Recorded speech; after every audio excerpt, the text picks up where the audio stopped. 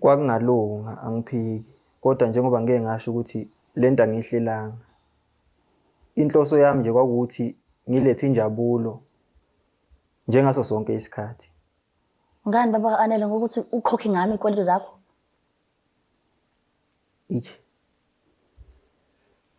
Kona kwagcina kwenzeka engangingafisi ukuba kwenzeke. Kodwa ngoba wazi ukuthi ngoba sengikuchazelile ukuthi kwaphela umsebenzi, cishe uyaqala ukukuzwa lokho. Kwathi makuphela umsebenzi ngase ngiya kuSikhumba Senyathi. Uyamazi-ke uSikhumba Senyathi, umashonisa wendawo odume kakhulu. Uma umkweleta umkrosa kusuke kuphakathi kokuba ubulala wena noma ubulala abathandiweyo bakho.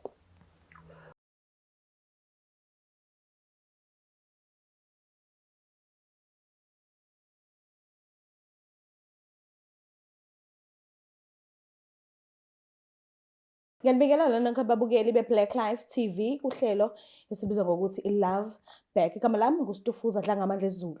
So-ke nakanjani ubhuti njengoba sivakashelile shuthi khona le ntokazi afisa ukuthi azame futhi ukuxoxisana naye ngey'ndaba zabo zothando, bazame ukuhlanganisa ucula labo futhi kodwa-ke uzosichazela kabanzi la behlangana khona nala bexabana khona njengoba sela khaya today ukuthi bazame ukubuyelana. Kodwa-ke sike sizwe ukuthi ngabe siphatheleni. Sabona kunjani?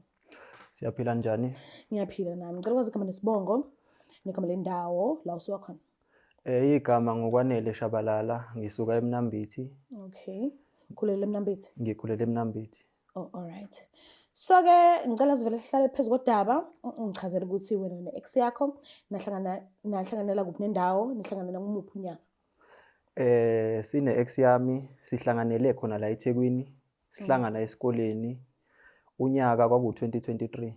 Okay. Yeah. Mhlampe-ke ekuhlanganeni kwenu mawushela nje beyikhona yini intombi obuthandana nayo vele noma ushele usingle? Zazikhona engangibambisene nazo. Okay. Kodwa ngokubona yena ngagcina ezinye zazo ngizikhatha off ngisala naye yedwa. Oh, okay. Kanti yini le ebi-special kakhulu kanje ngaye ezesala yedwa emhlambini? Uhluke kakhulu, unesimilo, unempatho, uyahlonipha. Indoda uyayinikeza ubiyona. Okay. Mhlambe-ke useke wamazanisa nomndeni wakho la uzalwa khona noma bekusayinto yenu nje egcina nina nobawu-2? Yeah, hayi ngamazanisa, uyaziwa ekhaya ngokuphelele. Wena bayakwazi ekhaya lakhe? Yebo, nami bayangazi ekhaya lakhe. Bayakwamukela kahle? Kakhulu. Oh, all right. Mhlambe-ke iziphi nje izinto ezinhle oyikhumbulayo eseke nenzelana zona kubudlelwano benu nisathandana? Makuba ama-birthday maningi ama-gift engithi ngiwabheka ngikhumbule yena ukuthi kambe ngawathola ngaye. Oh, isikhathi sethu nje. Kufika iy'khathi zonyaka ngazi ukuthi kube kuyile sikhathi ngabe mhlambe sekukhona engikutholile noma mhlambe ngase kukhona la isiphume saya ngakhona. Okay, wena abumthengela yena? Yeah, bengimthengela, bengi-return i-favor. Oh, okay. Ngicela-ke ungitshele ukuthi nixatshaniswe yini, yini nje yangena phakathi kwenu nazi nakhetha ukuthi nihlukane? Ngingathi amanga kahle kahle sisi ngisuke ngaphelelwa umsebenzi ebengithembele kuwo ngoba bese sihlala sobabili. Okay. So ngaphelelwa umsebenzi ngaboleka imali kumashonisa owaziwayo. Manje kwase kuba inkinga ukubuyisela le mali kumashonisa. Wawuboleka malini? Kwaku-5,000 kodwa wagcine wanda usufika 15,000. Sure, inzalo. Inzalo. Manje kwaphoqa umashonisa kwakuphakathi kokuba uyangibulala noma nginikela ngaye yini iy'nsuku ey'ntathu. Usuku umashonisa wethe u-5,000 manje kwakuzoba iy'nsuku ey'ntathu. 15. Yo. The time uboleka ungasakhoni ukumbuyisela umashonisa wamtshela yini umuntu wakho ukuthi hayibo nginesikweletu and singime entanyeni angikhoni ukusikhokha? Kwaba yilona-ke lelo iphutha lami, angikhonanga ukumazisa ukuthi kunesikweletu esikanje. Ubusabani? Ubunqinani kumtshela? Ufihleleni? Ngasuke ngamcabangela ngokomthetho, ngasuke ngabona ukuthi mhlambe koba khona abangcono ashona kubo ngoba umsebenzi wawusuphelile vele. Oh. So nase niqhathwa yini-ke kahle kahle? So saya eklabhini ngoba ayishilo umashonisa. Eklabhini wafike wambatha naye kumashonisa ngoba samfakela okuphuzwayo. Untombazane. Untombazane okwakuzomdraga. Kwakumele kahle kahle kumdragelo 3 days. Ngephutha ke kushuthi akufakekanga kahle noma ama protocol aswalandelanga. Wase sedrageka usuku olulodwa. Kwasa bakhuluma wasethi uye police station. Umashonisa wagcina emvezela yonke into wamkhombisa bonke ubufakazi obuthinta mina. Manje evumelwaneni zenu nomashonisa wayethe uzogqoka kodwa azivikele nje noma uyayithini into? Asibange sisafika lapho ngoba umashonisa wafika kimi esengena ngezandla nangenyawo eminyango.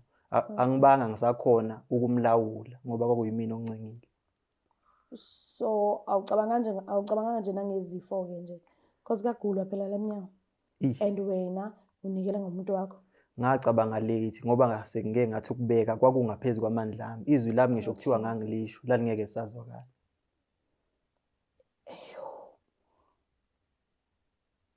And awucabanganga nanokuthi mayephuma umashonisa lapho kusazophinde kuzongena wena futhi. Ngacabanga late lokho. Sure. Manje ke mamkhombisa yonke into umashonisa usethini ke usisi le eyaze yanihlukanisa wathini? Akabange safuna ukuzwa uhlangothi lwami. Ngoba ngangiwumuntu oyozama ngalolo suku yomaketha ngathi ngiyafika kukhali ibhungane endlini into zakho uhambe nazo zonke. Ngathi ngiyazama ukumfonela encingweni wathi useyazi ngento engiyenzile. Ngafonela nawo sisibakheke sebeconfirm ukuthi lento engiyenzile ayigcinanga ukuxabanisa mina naye kodwa iqhatheni imndeni nje yonke.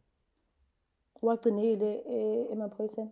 Cha akabange saya emaphoyiseni ngagcina ngomfonela ukuhamba kweinsukwana ngaxolisela lelo phutha lelo kodwa ekuxoleni kwakhe ukungayi emaphoyiseni.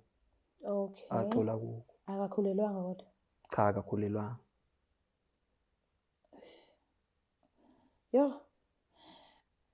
So emva kokuthi kwenzeke yonke lento le yini wena le esikubuyisela kuyena ubuwazi ukuthi lo muntu uphukile enhlizweni akusumdlalo wabantwana ukuthi nginganikelwa ngawe nje?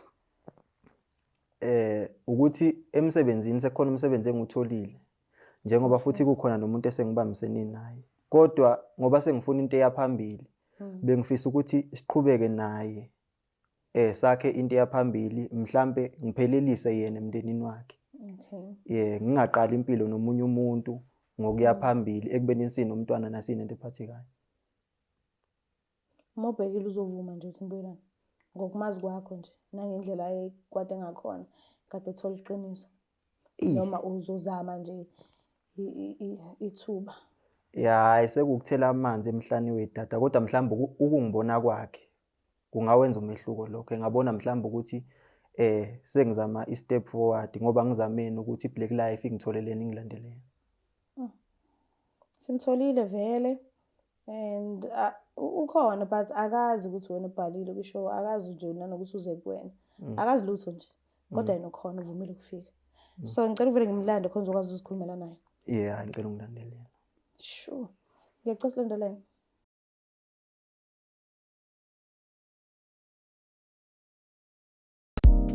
Uzophela makhaza kulobu busika uma nje ungasitholi isibambelelo. Uyambona uyakujolela, uyamsola ukuthi usethola unumber 3. Uyakushaya shaya uthi uhamba namagenge kodwa uyabona nje ukuthi ayikho lento. Lalela sondela ngizokusiza. Thola isibambelelo kwa Black Life Traditional Pharmacy. Sizokusiza abheke wena wedwa, athande wena wedwa, acabange ngawe wedwa, angamfisi omunye umuntu ukhona wena. Kulula ukusebenzisa futhi siyasebenza. Ukuze usithole, zi-order sakho namhlanje ku 062 219 7748. Sheshisa ungaze budlule nawe ubusika. Sidiliva magumbamano omhlaba noma ukuphi lapho khona siyakufakela. Black Life Traditional Pharmacy izimpande zama-Afrika. Siphinde sinamukele futhi babukeli bayo eBlack Life TV kuhlelo esilibiza ngokuthi iLove Back. So ke nakanjani udadewethu uvumile usasijoyine and ngiyathemba ukuthi kungenzeka akwazi ukwamukela isicelo ubhuti azofika naso. Sabona kunjani? Yebo ngiyaphila njani? Ngiyaphila nami. Ngicela ukwazi kube nesibongo nigama lendawo la sokhona. Igama lami nguThando Mkhize. Isuka Kamasho. Ukhulele kaMasho. Ya, ngikhulele Kamasho. Uyamazi ubhuti eNhlinayo? Ya, ngiyamazi. Ubaba wengane yami. Ubaba wengane yakho? Ya. Oh, all right. Uyajabula nje ukumbona? Noma uhlezi umbona vele? Ngoba sekwaba lento le ekanjena nje sewusikhathi sesisidana but ngiyathuka uma elana ukuthi uzeleni la and futhi angazi nokuthi ungibizeleni lana. Oh, okay. Yeah. Eish. Ngicela nje umuphe isikhathi sakho uzokutshela, uzosho ukuthi why ekubizile. Ngicela umlaleli. Ngaba ngizange ngisho ukuza lana nje. Ha, saxolisa Nkosi yami. Kodwa ngamlalela ke. Utheni ke ngisho? Ngiyabonga. Ngikhombisana. Unjani mama mntanami? Angiphili nje. Ngiya-understand. Ngiyajabula ukukubona. Ngijabule futhi nokuthi awuthathe isinqumo sokuthi uphume manje. Uthathe isinqumo sokuthi ungilalele ungizwe ukuthi ngithini nokuthi ngifisani. Yeah. Ngizodlulisa isicelo nje la kuwe. Siphi sona isicelo? Ngicela uqale nje ngikuchazele okwenzeka ngangingazi ukuthi uyogcina ukuthola. Kodwa konke ngikuzamela futhi wena nomntanami ukuthi ngaso sonke isikhathi sihlezi senamile ngekhathi zonke. Hlala udabeni ngifuna ukuzwa kahle ukuthi ufuna ukuthini kahle kahle. Kahle kahle lento eyenzeka ngifuna uqale nje ngokukuchazela yona ukuthi kwangeyona inhloso yami. Ngoba wazi ukuthi angisoze nangelilodwa ilanga ngenze into engakuzwisa ubuhlungu ngamabomu. Kodwa ke ngoba iphutha into eyabeka kumuntu wesilisa lokho kuyohamba kuhambe kwenzeke. Ngicela ushaye uphozise manje imkhizi siyazwela ejazini. Ngikulandele la ngoba ngifuna ukuxolisa ngesenzo sami engasenza. Esenzweni sami kahle kahle emva kokuphelela umsebenzi ngabona umntwana ukuthi usemncane udinga izinto eziningi. Nawe futhi ngaphinde ngakucabangela ukuthi mhlambe mangingakwazisa ukuthi umsebenzi usungiphelele ungathatha ezinye izinqumo ezingeke zibenefit thina sobathathu. Oh, wena futhi wabona ukungcono ukuthi wenze lento wayenza. Awubona i-right? Awungaboni ukuthi ngcono uphume ngaphandle uzama njengawonke amadoda.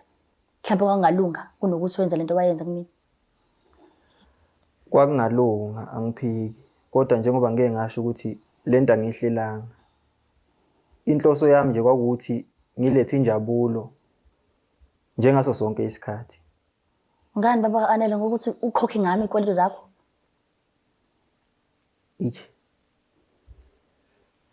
Kona kwagcina kwenzeka engangingafisi ukuba kwenzeke. Kodwa ngoba wazi ukuthi ngoba sengichazelile ukuthi kwaphela umsebenzi, cishe uyaqala ukuzwa lokho. Kwathi makuphela umsebenzi ngase ngiya kusikhumba senyathi. Uyamazi kusikhumba senyathi umashonisa wendawo odume kakhulu.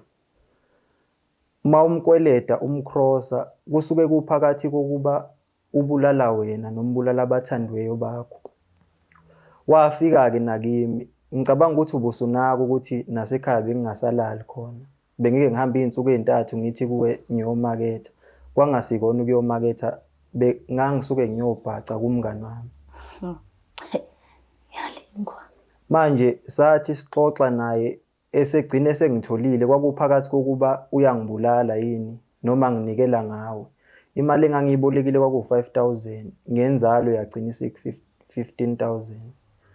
Wasethi ke kuze ngangibulali uyambona uma umntanami muhle. Ucela ukuba embathe naye izinsuku ezintathu. Ngabona ukuba ukuthi ngikwazise lento wawungeke vele uzovume wawuzonqaba. Mvume vele. Ngabona kungcono ukuba ngikuthathe ngikuse etshwaleni kuze sofike khona sikdrage bese kwenzeka lento kukhokheke lesikweletu. Ngami pho. Mawe umntana wakho ngami pho. Wangeke uzame ngendlela. Ngami pho. Kona ngagcina sengizama ukuxazulula inkinga ngenkinga. Kwaphinde kwadaleka ezinye inkinga phezukwalokho. Angazi lento ngingayichaza kanjani futhi angazi ukuthi mapha amagama engingawakhipha ukuze ugcine uunderstand kuze futhi ugcine uxola. Kodwa ngifisa ukukwazisa ukuthi lo buhlungu obuzwayo mina ngizwa okungaphezulu kwakho. Kanjani? Awuchazele kanjani? uthi mina u-expect ukuthi ngenze njani mina? Ngenze njani mina? Angilindele ukuthi ungixolele kwamanje, kodwa ngilindele ukuthi wenze isinqumo esiyophinde futhi senze umntanethu engabi intandane esiphila sobabili. Angisho ukuthi ngiyakuphoqa noma ngikuvalele ekhoneni ngalokho. Ngiyazi usesenhlungwini. Futhi lento engayenza akusinto ongayikhohlwa noma ungaphinde uyidlulise kalula kanjalo. Mina angazi nje, angazi ukuthi ngenze njani, angazi kuningi, angazi ngempela ukuthi ngenze njani. Ufanele ukungazi, angikusoli. Inkunta ayenza phela angazi ngempela. Usamthanda kona? Yebo yena ngisamthanda. Uyamkhumbula? Ya, kwesinye isikhathi ngiye ngicabange ngaye ngihleli ingemumva lethu ngoba li-right, kakumnandi si-happy siwumndeni. Okay. Ya, ngisho yebo vele ngisamkhumbula and futhi ngisamthanda ngoba vele ubaba umntanami. Mhlambe-ke uma uthi usamthanda, I think singathola indlela yokuya phambili ngegama lokuthi usamthanda. Mhlambe mase sikubhukhela i-counselling, noma ngabe kuthiwa akavumi ukuthi ubelana naye manje, but uhlale phansi ne-psychologist, ukhiphe nje ubhodle, ugwinye if kuyenzeka futhi ukuthi ugwinye, uthi kufanele uphalaze nje konke okusenhlizweni yakho. Ucabanga ukuthi mhlambe kunalokho kungakusiza kakhulu. Ungeke uze ukhokhe, singakukhokhela thina. Wena okwakho nje ukuthi uzi-avail, ugeze, ube muhle, uhambe khona. And then mhlambe uma ubuya khona, mhlambe-ke kuzoba ngcono, then usungakwazi ukuqhubela phambili nobaba umntwana ngoba uthi usamthanda. Ya, ngaba khona lokho ku-right, kungangisiza kakhulu futhi mengicabanga. Okay. Bengicela nje ukuthi ningenzele njalo ngikwazi ukuxhumana naye i-counselling leyo. I think steps sokuqala-ke lezo. So uzizwa kanjani mesho kanjalo? Thina asimind singamingisa kwi-psychologist, but wena-ke uzizwa kanjani emva kokuba kade sesho kanje? Ngicela uqale ngibonge kakhulu ngokungenelela. La mazwi akhe ayangijabulisa. Okay. Anginikeza nethemba lokuthi la manzi akeme khona aphinde futhi eme. Okay, ngeke uphinde kwenzeke ukuthi uphinde unikele ngaye noma ukuthi ubhekene nenkinga kanjani. Cha. Because uyambona ukuthi ulimala kangakanani. Ulimele kakhulu. Yes. Akusophinde kwenzeke futhi angisophinde ngithathe isinqumo ngaphandle kokuthi ngimazise noma ngizwe uvo lwakho ukuthi lithini. Okay. So njengoba uthi ngeke uphinde kwenzeke, okusho ukuthi nangomntwana wakho ngeke uzunikele ngaye. Cha, angeke ngisalenza lelo phutha. Alright. Ngipromise-ke. Ngiyakuthembisa umntanami kusukela namhlanje kuya phambili. Isinqumo engizobe ngisithatha, ngizothatha isinqumo esizokwenza thina sihlale sijabule njengomndeni. Futhi angeke ngiphinde ngenze izinqumo ezizovuna mina kuphela, eziyinkinga ezizophinde zidalela inkinga. Ya, ngiyakuzwa ukuthi uthini. Kulungile, ngiyakuxolela, but engishoyo ukuthi if unenkinga ungakhuluma nami. Leyo nkinga mhlawumbe singakwazi ukuyilungisa soba-2. Bengicela ukuthi unenkinga utshele mina. Awekho umndeni onawo ngaphandle kwami. Sinengane futhi sinomntwana, kumele sicabangele umntwana wethu nekusasa lakhe. So ngalokho ngiyakuxolela, singabuyelana siphinde futhi sihambe kabusha. Kwangijabulisa ukuzwa lokho. Ngiyathembisa lesinqumo sosithathile nalesibindi esikwenze wathatha lesinqumo. Awusoze usole ngalesinqumo sosithathile, ngiyakuthembisa lokho. Kuba kuhle futhi lokho. Ngiyabonga kakhulu. Mana-ke emva kokuthi umthembise kanje angihlosele ukuqhatha kahle kahle ubuze la ukuthi ngizokusiza usibuyela nomuntu wakho.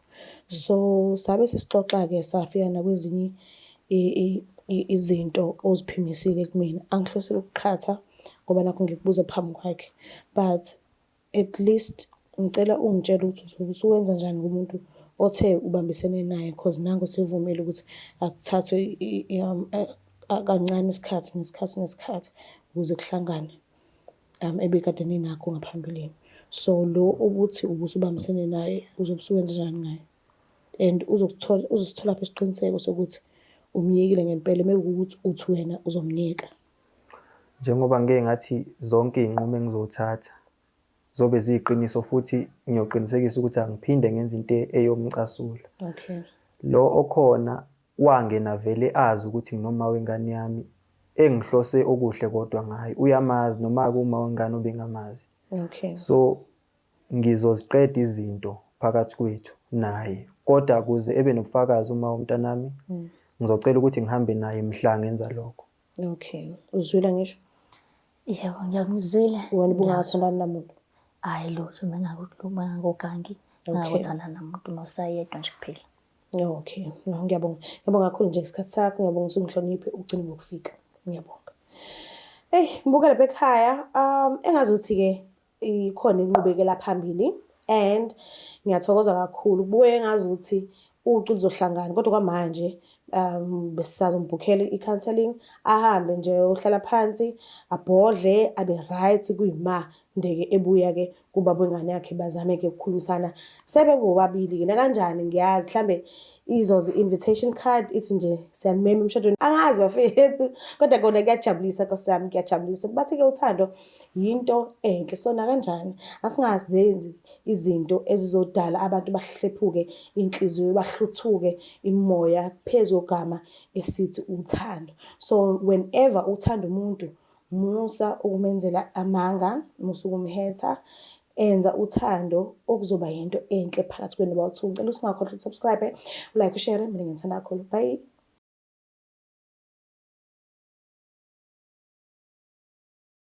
Ngiyalibingelela nonke babukeli nabalandeli bayo iBlack Life TV.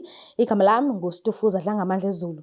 Ngumgwenya komsovukazi Mvuleni. Ngiyintokazi ezalwa uMamkhize. Futhi kahle kahle mina ngumamsebenzi. So-ke ngila kuzonichazela kabanzi ngama products amasha esizoba nawo eBlack Life Pharmacy. So-ke njengoba nazi ukuthi besinsiza vele ngamanye ama products asetshenziswa abantu besifazane kuphela, bese kuba ama-products asetshenziswa abantu besilisa kuphela, bese kuba ama-products abantu abathi bona banamabhizinisi bafisa ukuthi abantu beze bezothenga i-product yabo nabo bayaziphantela bayayizamela besikwazi ukunisiza ngalokho. But-ke nithe because bengilokho ngimemezela ngichaza ngisho ukuthi uma kuwukuthi khona isifo ogula ngaphansi kwaso noma ikhona into enye oyidingayo eceleni ubona kahle ukuthi asikaze size si-advertise bengithi sifonele uchaza ukuthi udinga ini and bebebaningi abantu abebefona epharmacy kubantu abasebenzela epharmacy bebechaza ukuthi hayibo khona abantu abajwayele ukufona uthola ukuthi umuntu uzofuna umuthi wecala uthola ukuthi umunye umuntu uzofuna umuthi wokuthi abantu mebezofuna yena ngenxa yomsebenzi awenzayo mebezofuna yena baxabane bodwa badubulane bodwa babulalane bodwa bekuthi bayabulalana kodwa begcine bengafikanga kuyena ngqo. So bebebaningi abantu abebefona befuna izinto eziningi ehlukahlukene uthola ukuthi asinazo. So-ke njengoba nazi ukuthi sisebenza nabalaphi bendabuko abaningi so sike sathi ongcono asivele sihlale phansi sithole kubantu abasebenza epharmacy ukuthi obani abajwayele ukufona bafune ini nani sabuka ukuthi sophuma sibheke ngakuphi so sikwazile ukuphuma kalo zonke sibheke ukuthi obani abantu abangasisiza ngalokho since sisebenza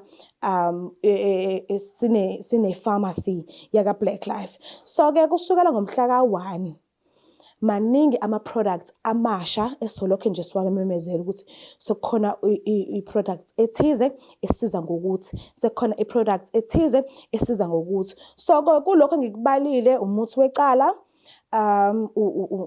i-product yokuthi abantu mebekudinga bangakutholi udlule nje phambi kwabo bengakuboni. Ngiyazi ukuthi niyayazi lento engikhuluma ngayo kakhulukazi abantu abadala mhlawumbe abantu abancanyana othola ukuthi abakayiboni impilo nakanjani bazoduka ukuthi hayibo yini lento engishoyo. Mina ngikhuluma nabantu engazi ukuthi bazongizwa so abanye mekuthi wena akakufikeli lokho angisibona isidingo sokuthi ungaphawula ngaphansi kwalokho ngoba akakaqondani nawe. So mase kuba khona i-product yabantu uthola ukuthi uphanjanelwe umqondo kukhona nje la kuduka khona nje kancane, kudingeka ukuthi asizwe ngendlela elungele ukuthi ingasiza umuntu ophanjwe nomqondo. So naleyo product leyo ikhona. Mase kuba khona ke laba bantu laba uthola ukuthi baphiwe ubuholi, bayahola ey'nkonzweni, kodwa banesifiso sokuthi ibandla lithi ukuphakama likhule, bese kuba khona futhi ne-product ekanjalo. Kodwa-ke leyo ihlukene kabili-ke, noma ngike ngize ngikwazi ukuchaza konke in details. Mengithi kuhlukene kabili, ikhona i-product esingakunikeza yona. Mekuwukuthi awuyidingi i-product, awuzithembi ukuthi ungenza ngendlela esingabe sikuchazele ngakhona, singakuyisa futhi kumelaphi wendabuko, umuntu esineshow ukuthi okay, mekuwukuthi awudingi i-product kodwa singakuyisa kuyena, hhayi ukuthi sisixhumanise naye, hhayi ukuthi sikunikeze inamba yakhe, sikuthathe nje la singaplani ukuthi singahlanganela khona, sikuyise kuyena ngqo, ufike wenze okwenzayo, then sibuye-ke sonke. Nakanjani-ke akhona namanye mhlawumbe okungenzeka ukuthi angiwabalanga njengamanje, kodwa-ke yonke into nizoyithola kahle ngomhla ka-30 noma umhla ka-31. Sesinichazele ukuthi okay, ngomhla ka-1 i-product enje ikhona, i-product enje ikhona, i-product enje ikhona. Mekuwukuthi-ke usekudeni, siyakwazi ukuthi sikuposele, sikufakele ngophepha. Enye into ebengifisa ukunichazela yona, siney'nkinga eziningi, iy'nkinga engangoZulu ngophepha, but siyazama kona ukuthi iy'mpahla zenu zigcine y'fikile kunini, kodwa uthola ukuthi abanye bayawathola ama-SMS, abayithola nge-SMS yakwaPep, noma mhlambe-ke iy'mpahla uthola ukuthi idukile, noma ngabe kuthiwa wasinikeza i-PEP code yakhe umuntu but idukile. Yabona nje kuningi bafethu, ngiyacela kodwa ukuthi nibe nesineke, nathi nibe nesikhathi. Mina ngazi ukuthi uma udinga usizo uyaba nesineke, uyaba nesikhathi, ngoba usizo usukuludinga ngamampela. So hhayi ngoba nakho ukuthi sisuke singathandi ukuthi i-product yakhe ifike kuwena, hhayi ngoba nakho kusuke kuwuthi sisuke sihlosile ukuthi ungayitholi i-SMS yakwaPep. Okwakho nje ukuthi ufone uthi hhayi bunga-place i-order ngomhla kabani, angazi ngiyithole i-SMS yakwaPep, sikucheckele noma mhlawumbe ithina esitholile, sikuforwardele leso screenshot leso, uhambe uyothatha iphasela lakho ngephini yakho osuyitholile, ukwazi ukusebenzisa into zakho. So-ke ebengikusho njengamanje ukuthi kusukela ngomhla ka-1 November 2025 nakanjani-ke nizobe senazi ukuthi imaphi ama-products amasha akhona aka-Black Life Pharmacy. So-ke okwami ukuthi ngikushiye ngikuthanda, ngikushiye ubukele nakanjani, uma uyilandela i-Black Life uzokwazi yonke into eyenzakalayo entsha. So-ke bye. It's the Black Life TV.